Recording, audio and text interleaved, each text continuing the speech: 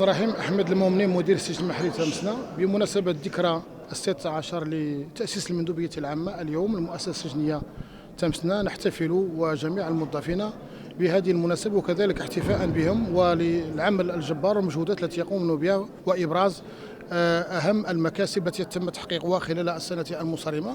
وبهذه المناسبة تم تتويج مجموعة من الموظفين على أدائهم الجيد وسلوكهم الحسن. وبهذه المناسبة نوجه التحية والاحترام للمندوبية العامة لإدارة السجن وإعادة الإدماج، وكذلك جميع الموظفين بهذه المناسبة، ونتمنى أفقا جيدا وازدهار لجميع الموظفين، والشكر لك. بردي رئيس مصلحة العمل الاجتماعي. اليوم السجن المحلي بتمسنا كباقي المؤسسات السجنيه كيحتفلوا بالذكرى 16 لتأسيس المندوبيه العامه لاداره السجون واعاده الادماج.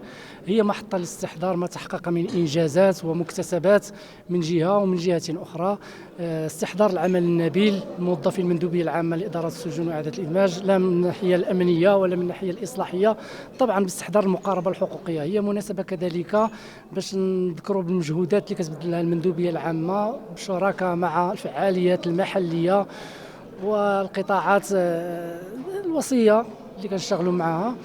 هي مناسبة كذلك بتتويج الموظفين المتميزين سنة 2023-24 باستحضار العمل النبيل ونكران للذات والمجهودات والأداء والمسار والسلوك المهني لهؤلاء الموظفين. وكذلك كانت بادرة من أجل ديال المؤسسة من أجل تتويج موظف من كل مصلحة الضبط القضائي، العمل الاجتماعي، المصحة، وكذلك الاقتصاد. وهي مناسبة نشكر فيها المندوبية العامة لإدارة السجون وإعادة الإدماج اللي كتساير هذه الإصلاحات وتحديث الإدارات طبعا تحت القيادة الرشيدة صاحب الجلالة الملك محمد السادس نصر الله. كربح مراقب مربي بالسجن المحلي تمسنا.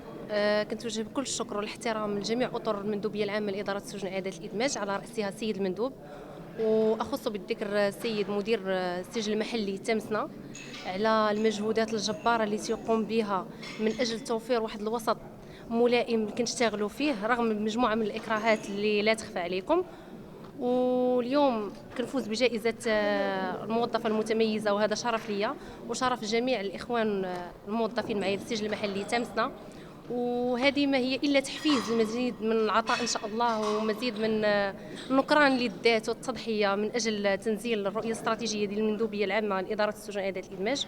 وشكرا جزيلا لجميع موظفي. ما تنساوش تزورونا على الصفحة الرسمية وتضغطوا على سبسكرايب باش توصلوا بكل جديد.